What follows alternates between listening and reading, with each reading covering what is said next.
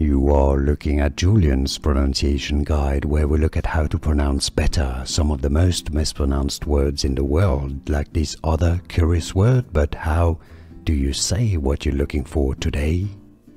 Name pronunciation. Let's learn how to pronounce it correctly.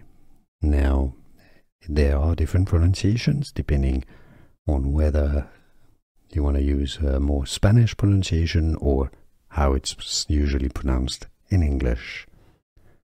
In Spanish, it's a famous iced tea recipe, hibiscus.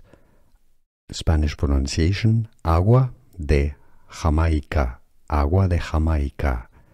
In English, it's usually pronounced how to pronounce agua, agua de Jamaica, agua de Jamaica or agua de Jamaica.